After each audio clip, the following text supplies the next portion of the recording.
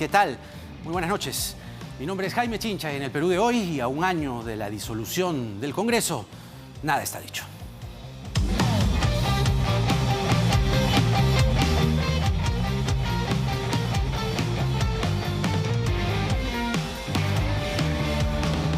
Hace exactamente un año, el presidente Martín Vizcarra disolvió el Congreso elegido en 2016, luego que fue negada la confianza al gabinete presidido por entonces por Salvador del Solar.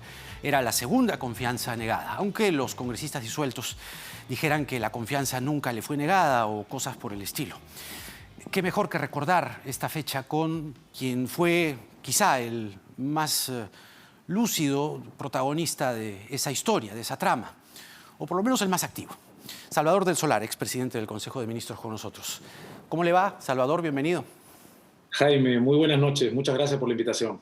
Antes de dar inicio a esta entrevista, hemos preparado un breve resumen en video que sin duda muestra hasta pasajes inéditos que el programa Panorama emitió fruto de la captación de unas cámaras bien instaladas, que además dan cuenta en video, en este relato audiovisual, cómo fue esta ida y vuelta y este trancazo que ocurrió aquella vez. Vemos las imágenes y comenzamos luego la entrevista. Adelante.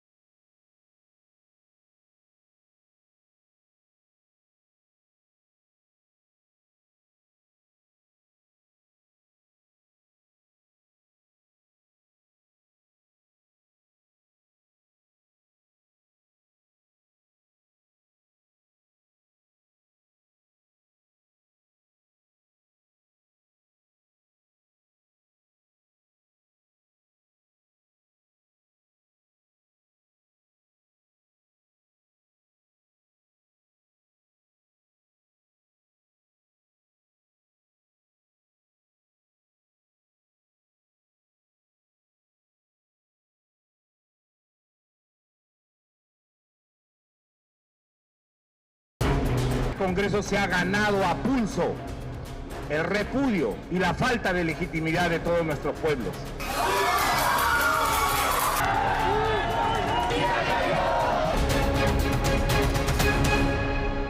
De que lo sucedido ese día fue un golpe de Estado. Fueron los disueltos quienes alzaron su voz para instalar esa idea en un sector de la población. Sin embargo, pese a que este hecho dejó una controversia constitucional, esta fue resuelta por el Tribunal Constitucional, con ese fallo, la disolución de ese Congreso, se le añadió una palabra elemental, fundamental, que fue la disolución constitucional. Usted fue el que consiguió aplicar esa herramienta, una de las más severas de la Constitución. Fue el protagonista de esa historia. ¿Realmente se hizo hasta lo inevitable por no llegar a ese extremo? Absolutamente, Jaime. El esfuerzo que durante un tiempo largo se hizo de diálogo, de conversación, de búsqueda de consensos con el Congreso, fue un esfuerzo que no solamente contó con la determinación del Ejecutivo, sino con representantes realmente de todas las fuerzas políticas.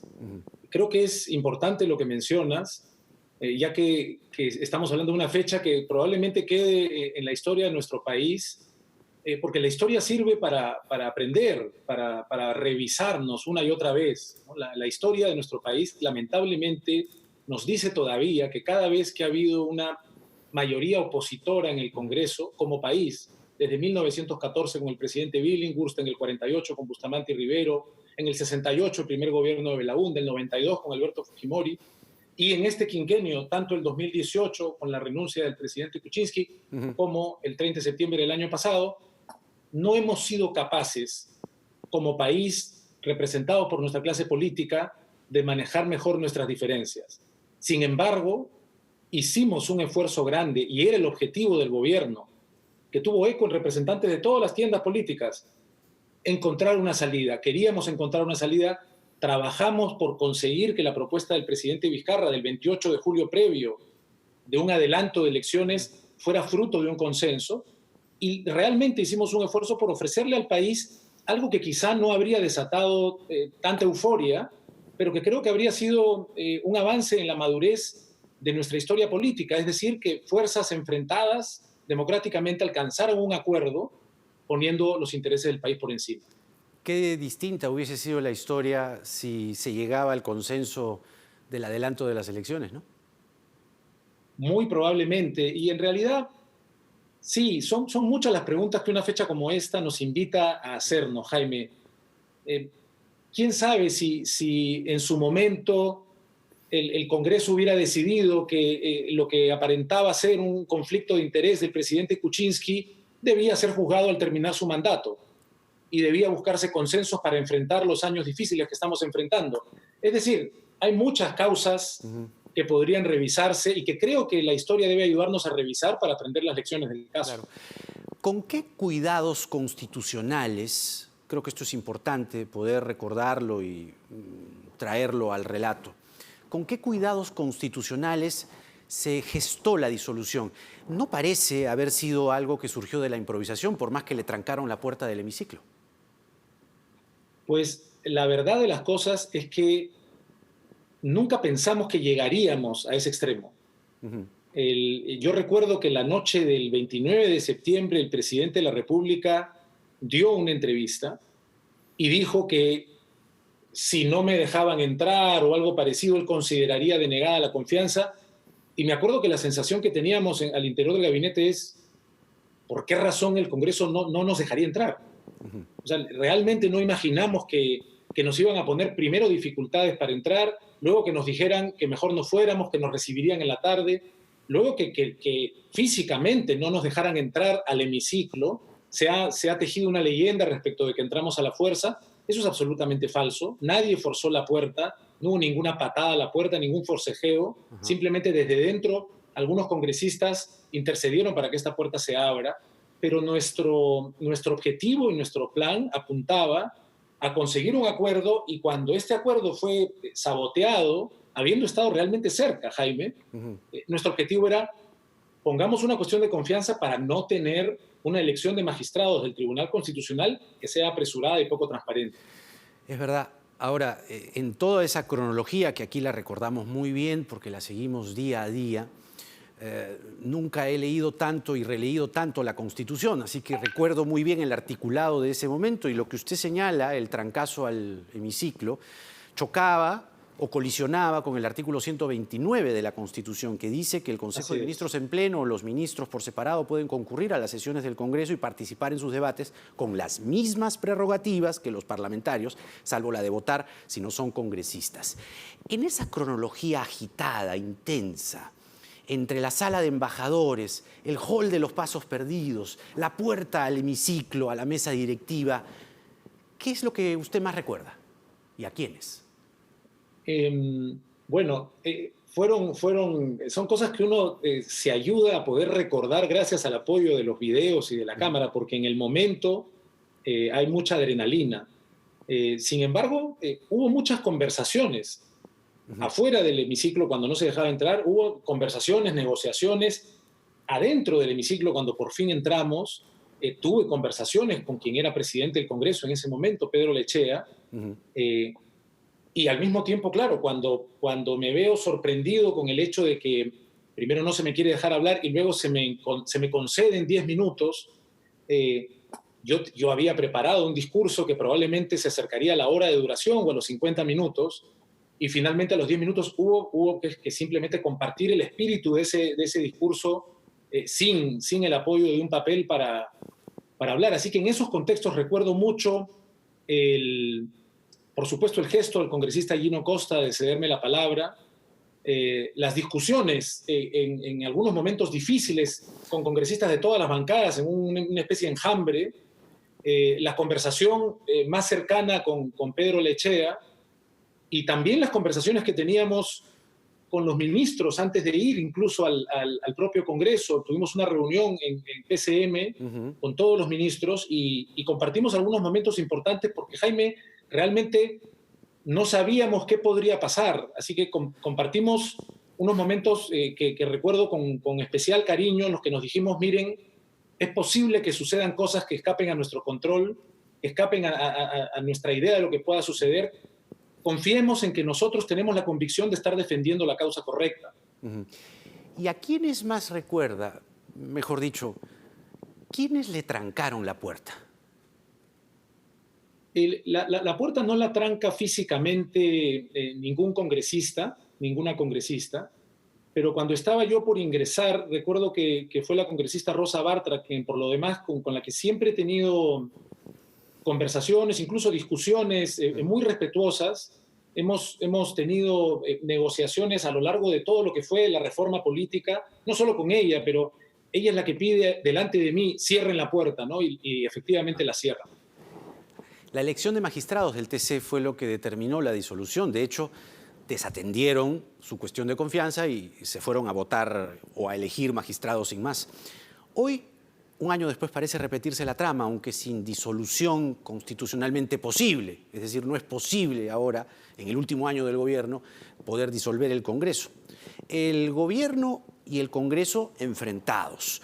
Una vacancia presidencial sin éxito, pero con un clima de crisis política igual o peor que el del 30 de septiembre del año pasado, y la elección de magistrados del Tribunal Constitucional como herramienta para demostrar cuál de los poderes consigue más poder o abusa de él.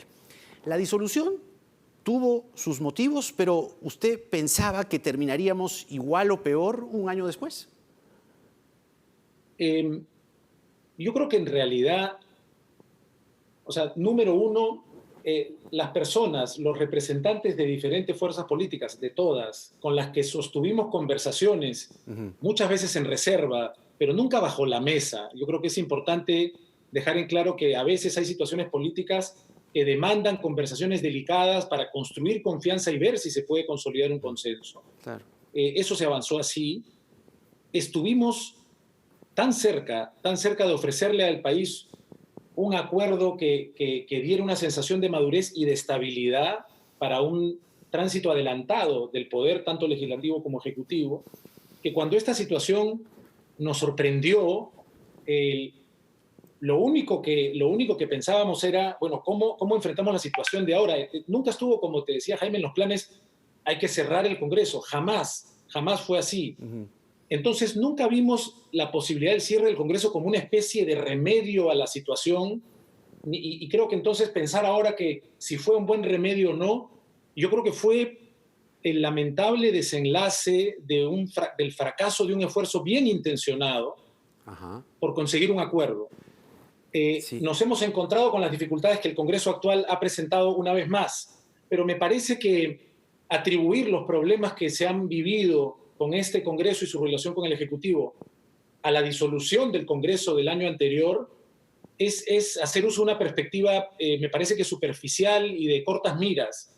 Creo que todo ha sido consecuencia de un proceso más largo de precariedad política que nos ha acompañado especialmente este quinquenio.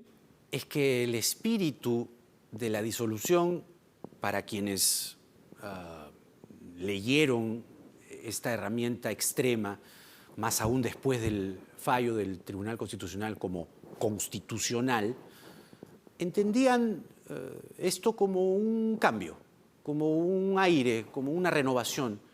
Pero un año después parece que no ha ocurrido.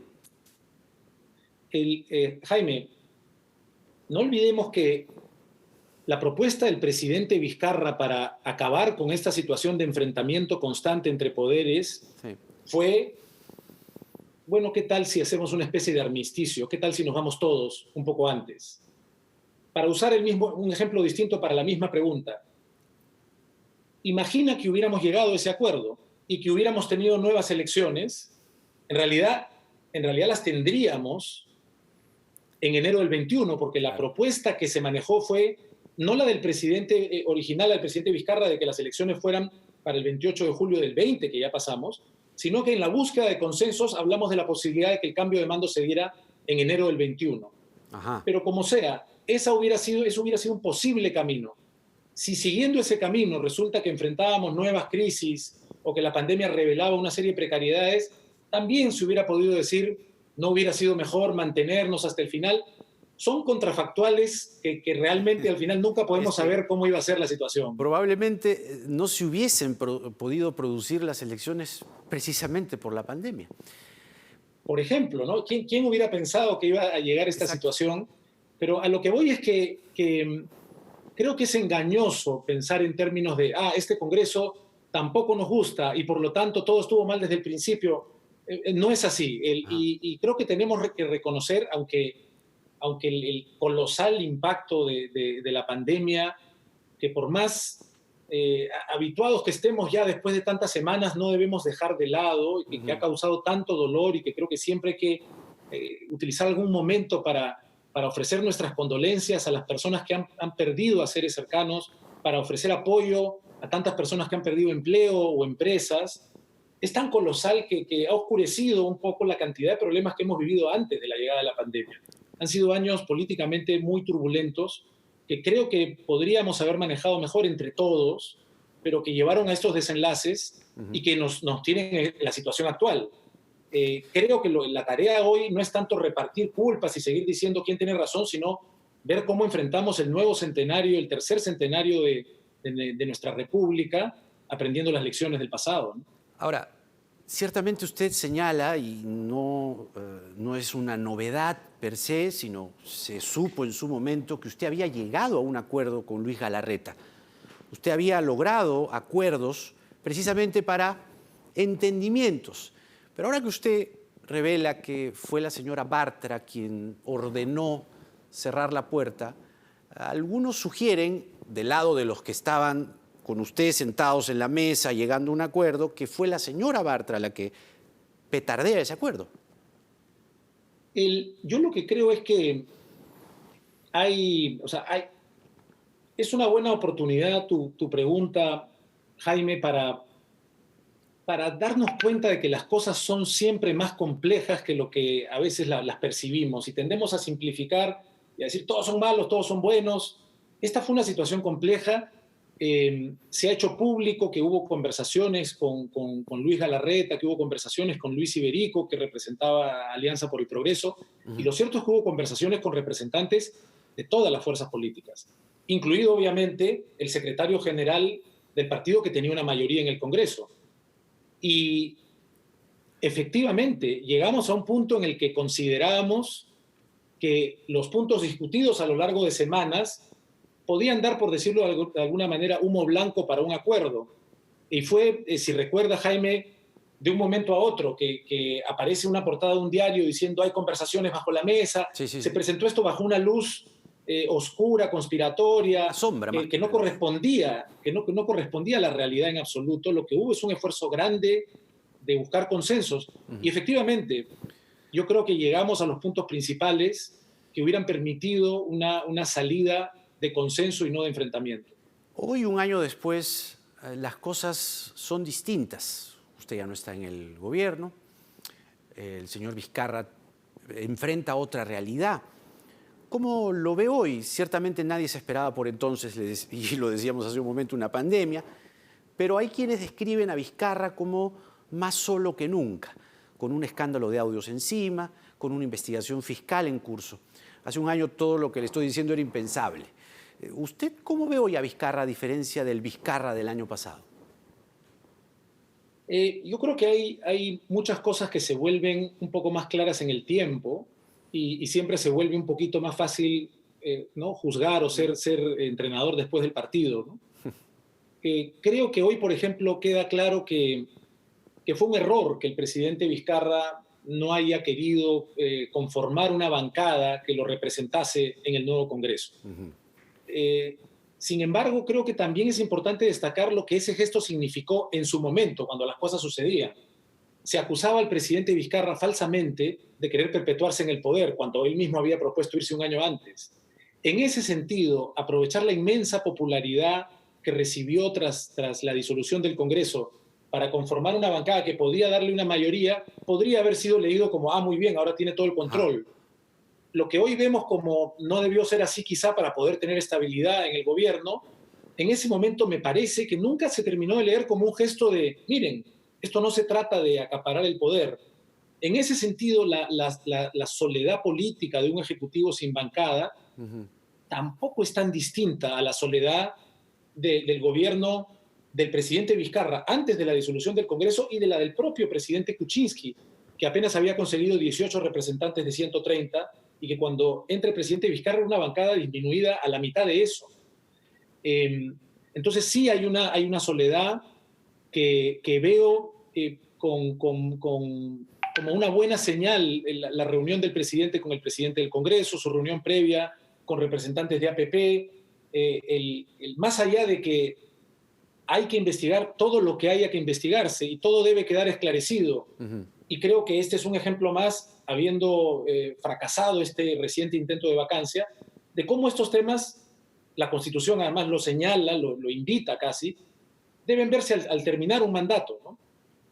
Creo que estos gestos recientes del presidente de volver a intentar tender puentes con el Congreso, esperemos que tras esta escaramuza ambos poderes sean muy conscientes de la situación que estamos atravesando, que no ha terminado, que por más que los números afortunadamente estén descendiendo en cuanto a contagios y en cuanto a fallecimientos, y que el presidente del Banco Central de Reserva haya dado una señal optimista de que quizá el siguiente trimestre del próximo año el empleo se acerque a lo que estaba antes de la pandemia, no hemos ganado todavía esta batalla, y en ese sentido lo que necesitamos son estos puentes y evitar este tipo de soledades políticas. Pero más allá o además de soledades políticas, el presidente también muestra algunas soledades ensombrecidas, y precisamente desde su entorno, un entorno que usted también conoció. ¿Por qué? No sé si se lo ha preguntado usted ahora con la coyuntura y con los hechos ya develados. ¿Por qué el presidente Vizcarra no supo deslindar a tiempo y firmemente del señor Richard Cisneros? Esa es una pregunta claramente para el presidente, ¿no? No podría yo responder por él. Sí siento que es un asunto muy lamentable que distrajo la atención de todos los peruanos y las energías también de los poderes públicos en una situación de urgencia tan grande como la que estamos atravesando. Creo que las cosas, como te digo, Jaime, deben esclarecerse. Lamento que las cosas se hayan dado de esa forma. De cualquier manera, más allá de lo ocurrido recientemente con el presidente, quizá es importante que busquemos siempre perspectiva. Hemos vivido un quinquenio en el que son muchas las cosas que han salido a la luz. Desde el tema Lavajato hasta el tema de Cuellos Blancos, y en el que también se ha recurrido una y otra vez a grabaciones que se han vuelto habituales y que también han enrarecido el clima político. Yo creo que el impulso fundamental de la gestión que me tocó presidir en PCM, y lo dije desde el día en que me presenté a la investidura al Congreso, fue un intento de trabajar junto con el Parlamento para renovar, restaurar la confianza de la ciudadanía con la clase política. Por eso la reforma política, por eso el intento de adelanto de elecciones, por eso una reforma política que nunca se presentó de manera inicial con cuestión de confianza, sino para trabajarla juntos. El día que de la investidura, Jaime, yo comencé mis palabras diciendo: estoy aquí con el gabinete cumpliendo el deber constitucional de solicitar la confianza del Congreso, pero la verdadera tarea que tenemos todos juntos es recuperar la confianza de la ciudadanía. En ese sentido, todo lo que ha pasado realmente ha erosionado aún más la confianza de la ciudadanía en la política, y esa es una enorme tarea pendiente. Ahora, usted llevó un tiempo considerable, tanto en el gobierno, digo, ¿no? Tanto en el Ministerio de Cultura y luego en el Premierato. Y el señor Swing se ufana de un cierto poder que incomoda a la ciudadanía, o por lo menos le resulta distante. ¿Usted supo en algún momento, lo vio, se le cruzó por Palacio, andaba allí caminando, se reunía con el presidente? ¿En algún momento tuvo algún acercamiento con él? Porque él dice, y muchas cosas de las que dice ciertamente hay que corroborar, y de allí el espíritu de mi pregunta, es que sí se vio con usted y lo veía en Palacio. No, yo no veía en Palacio al señor Swing, al señor Cisneros. Yo lo recibí, como es público, cuando estuve en el Ministerio de Cultura, a finales del mes de septiembre del año 2017. Ajá. Lo recibí muy brevemente. La agenda de transparencia consta que se le otorgaron 15 minutos de cita. La cita, si no me equivoco, fue más breve, y donde él comentó que tenía unos proyectos que tenían que ver con la patria, con festejar el amor al Perú como compositor, y donde con mucha amabilidad lo escuché, entendiendo que él había contribuido en la campaña, y le dije bueno, que había la posibilidad de concursos públicos en una serie de modalidades artísticas en las que los ciudadanos pueden libremente participar y que él como ciudadano podía hacerlo. No sé si él luego participó en algún concurso. Lo cierto, y aprovecho también tu pregunta para dejarlo claro una vez más, es que durante mi gestión nunca hubo ningún tipo de contratación con el señor Cisneros. Pero después, digamos, lamentable que haya ocurrido, ¿no? Sí, me parece, no conozco las razones que hubo detrás de las contrataciones que hubo luego. Ajá. Pero al menos mi impresión era que con el proyecto con el que él se presentó cuando yo era ministro, ajá, yo no encontré ninguna necesidad para una contratación, ¿no? Ni la sugerí ni en absoluto. Ajá. Ahora, ¿quién o quiénes son los que le recomiendan que reciba al señor Swing, si se puede saber? Yo lo que recuerdo es que se me habló de una persona que había contribuido en la campaña. Luego, es bien difícil recordar en detalle pues, todas las citas que puede tener uno, pero a raíz del caso se ha vuelto a ver la información, incluso para entrevistas que he dado, respuestas que he dado a medios a propósito del caso. He podido ver que se habla de un correo electrónico que se dirige a una de las secretarias del despacho de Cultura, ya, y en el que se le diría, si es que lo que me han dicho los periodistas que me entrevistaron es cierto y se ha corroborado así, que se me había hablado del tema y se me había solicitado atender a esta persona por haber sido parte de la campaña. Y este correo, según salió, era un correo de principios de agosto. Y finalmente yo lo que recuerdo es como que hubiera habido llamadas de este señor diciendo cuándo se me puede recibir, haciendo siempre recordar que fue parte de la campaña. Yo lo recibo casi 2 meses después, de manera muy breve. Eso es lo que entre recuerdo y lo que he reconstruido gracias a las preguntas de la prensa. Quedan menos de 3 horas, son 9:27. A medianoche vence el plazo para la inscripción de quien quiera aspirar a un cargo público, ya sea presidente o congresistas. Si usted quisiera ser candidato a algo, tendría menos de 3 horas para inscribirse. La ventanilla del jurado, por cierto, atiende hasta la medianoche, por si acaso. Bueno, Jaime... ¿Se desanima usted completamente de cualquier intención de postularse a algo? Perdóneme que insista. No hay ningún problema. Creo que es una pregunta válida que además aprovecho, Jaime, para agradecer a las personas que han considerado que yo puedo ser una persona que aspire a la presidencia de nuestro país, una responsabilidad tan alta. En redes sociales durante los últimos meses, más de una vez ha habido personas alentándome en ese sentido, diciendo que me ven como una opción. Yo agradezco profundamente ese apoyo, pero como he dicho en alguna oportunidad cuando se me ha hecho esta pregunta, lo cierto, Jaime, es que cada vez que se me ha hecho esta pregunta yo he tenido la misma respuesta. Pienso que ver el tema de nuestra política, preguntándonos quién puede ser candidato o candidata, es como ver un paisaje por la ventana equivocada. Y no solo por la ventana equivocada, sino por la ventana de siempre. Nuestro país, pienso yo, no va a resolver sus problemas políticos por una nueva o un nuevo candidato a la presidencia. Lo que necesitamos es un cambio muy grande. No podemos pretender estar mejor políticamente si seguimos haciendo lo mismo. Tú me hablas de que quedan 3 horas y creo que la premisa de tu pregunta es aplicable incluso a quedan 3 meses.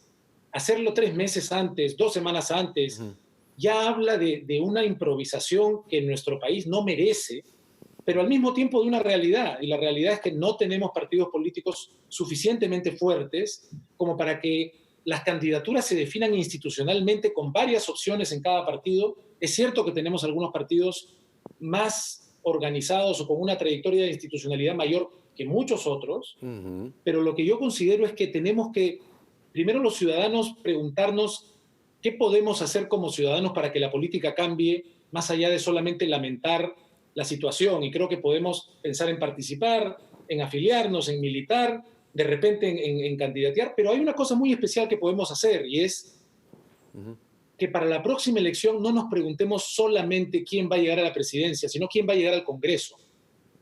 Ya hemos visto lo que son las tensiones entre un Congreso improvisado, también fundamental. Del voto preferencial y creo que a partir de eso votemos pensando en organizaciones, votemos pensando en partidos que nos ofrezcan no solo una plancha importante, sino una lista importante. Yo personalmente me ratifico en mi decisión como lo he hecho antes porque personalmente no me consideraría responsable de hacer un esfuerzo, por más que sea un esfuerzo grande en pocos meses, para mí seguiría estando dentro del ámbito de la improvisación. De y creo que el país merece algo mejor que eso. Creo que eso es válido, es un razonamiento entendible, atendible, pero no va a negar usted que tiene un arrastre, es decir, aparece en las encuestas. Entonces, yo no sé si usted va a apoyar, respaldar a alguien con su voto, como le decía, no sé si endosar, porque, le repito, aparece en las encuestas, pero ¿usted va a apoyar a alguna candidatura en particular, a algún sector político en particular? Yo en realidad lo que me animé a sugerir en una entrevista previa es que no debiéramos ver la elección que viene como una elección rutinaria más. Estamos en una situación donde hemos tenido una crisis política muy aguda a la que se ha sumado una tremenda crisis casi humanitaria, básicamente, de la pandemia. En ese sentido, creo que lo primero que me gustaría como ciudadano poder apoyar es algún tipo de alianza o coalición. Creo que desde la izquierda a la derecha, pasando por el centro, deberíamos ver esos esfuerzos. En lugar de verlos, lo que estamos viendo hasta el momento es una multiplicidad de candidaturas y de anuncios individuales, que por supuesto son legítimos, pero que creo que deberíamos reclamar como ciudadanos esfuerzos de desprendimiento. No tanto anuncios de yo también quiero ser presidente, sino comentarios en el sentido de quién quiere sumarse, a quién me sumo. El presidente no tengo que ser yo. ¿Quién defiende una tendencia de centro? ¿Quién defiende una tendencia de derecha, de izquierda? ¿Cómo hacemos que haya menos fuerzas políticas y que haya más estabilidad en el Parlamento? Ahora, como ciudadano, todos tenemos la opción de manifestar nuestras preferencias. Yo, en principio, no me veo en una posición de ofrecer un respaldo público detrás de ninguna iniciativa, pero, por supuesto, no descarto la posibilidad de hacerlo si como ciudadano puedo compartir lo que pienso llegado el momento, ¿no? No descarta respaldar a alguien, es lo que nos está diciendo. Lo está evaluando, supongo que hasta que esto se ordene un poco. No, lo que quiero decir es que creo que como ciudadano tengo el derecho de expresar mi preferencia política llegado el momento, cuando se perfilen más claramente las opciones. Pero no estoy pensando en ofrecer un respaldo o en decir, por si acaso, acá estoy yo con mi respaldo para ver. No, pero sí, si en este momento me preguntas, mi invitación, mi comentario, obviamente ya solo como ciudadano, es busquemos alianzas, busquemos un poco de unión, porque estamos en una situación, además, en el mundo, Jaime, de polarización, y el mundo necesita mucho más que nunca acuerdos, consensos como el que lamentablemente fracasamos en conseguir hace poco más de un año, pero que creo que son la base del camino que viene, conversar con quienes piensan no solamente distinto, sino incluso de manera opuesta, y descubrir que esa profunda desconfianza que hoy rige nuestra política, me consta, tiene gérmenes de confianza, pero que hay que alimentar, que no va a surgir espontáneamente. Habiendo usted confirmado que definitivamente no irá a la ventanilla del jurado con algún partido, venciéndose este plazo a la medianoche, surgen preguntas y le resumo dos. ¿Por qué no? Es decir, ¿por qué no haberse inscribido en un partido? ¿Por qué no haber hecho estamos hablando exactamente hace un año lo que pasó, y usted desde ese día, al día siguiente, dejó el cargo? ¿Por qué no haber preparado un trabajo político? ¿O lo han llamado de alguna agrupación? Es también importante recordar, ¿no? Cuando lo vemos así, la perspectiva es otra. En el momento, yo no pensé verme fuera de PCM el 30 de septiembre. Nuestro plan nunca fue, se va a cerrar el Congreso, porque si ese fuera el plan, ya también mi salida hubiera sido parte del plan. Para mí fue no solamente una sorpresa, también fue una frustración respecto del consenso que hicimos tanto esfuerzo por buscar conseguir. Y luego fue de un momento a otro, un momento también para procesar un plazo un poco más largo. Es decir, yo el 4 de diciembre del 2016 estaba en Colombia, donde tenía casi 11 años en mi habitual trabajo de más de 2 décadas como actor. Sorprendido, gratamente y muy agradecido de que se me ofrezca la posibilidad de integrar el gabinete en el sector cultura, pero desde entonces he entrado en esta experiencia que agradezco muchísimo, que ha tenido muchos desafíos y que de alguna manera terminó el 30 de septiembre del año pasado. Desde entonces hasta hoy van a haber pasado casi 4 años en los que yo he tomado un camino distinto al que estaba siguiendo y ha sido un momento de reflexión. Yo no sentí un acto reflejo de decir, estoy fuera, ahora voy a comenzar a preparar un camino político, una candidatura. No era lo que yo estaba pensando. Y por lo tanto no lo he desarrollado en ese sentido. Y cuando se me ha comenzado a incluir en las encuestas, creo que también porque lo que sucedió el 30 de septiembre terminó teniendo unos contornos un poco épicos que de alguna manera me colocaron en las encuestas, aunque creo que había estado también en ellas un poco antes. A mí no me parecía que eso debiera ser razón para que se me considere presidenciable. Y luego cuando eso se mantuvo tanto tiempo, tampoco no me parecía correcto inscribirme en algún partido para luego pelear por una candidatura. No, siempre me ha parecido que hubiera sido algo muy apresurado ser candidato a la presidencia, ¿no? Ajá. O sea, como dicen los jóvenes o como dicen los memes, ahora no joven. Pero en realidad mi mensaje de fondo, Jaime, no es ese. Mi mensaje de fondo es, y ya que lo dices, aprovecho, jóvenes, el camino no es quien candidatea. Jóvenes, la política de nuestro país no va a cambiar porque haya un candidato más popular o que nos parezca más confiable o más afín a lo que pensamos. No es un desafío individual y no se arregla solo. Y desde el final de los 80s hasta aquí, como país, hemos hecho esfuerzos enormes porque el estándar de vida de los peruanos mejore y hemos conseguido muchas cosas buenas. Pero tenemos que aprender que así como hay que fortalecer la institucionalidad y hacer una reforma del Estado, hay una reforma de la sociedad civil también. Ya no basta simplemente con tener una mejor educación, un mejor empleo. Tenemos que ser mejores ciudadanos y eso implica que entre todos miremos la política de una manera diferente. Yo no he querido tampoco sumarme a una candidatura porque creo que tenemos que cambiar el patrón de conducta política general que nos ha traído hasta aquí.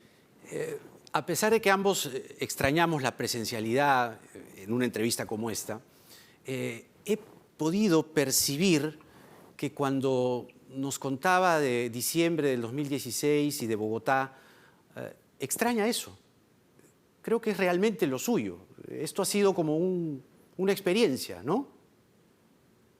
Es decir, nunca, mi corazón nunca va a estar lejos de la creación audiovisual o teatral y de la pasión que siento por el poder transformador de las historias, que creo que es una de las características esenciales de los humanos.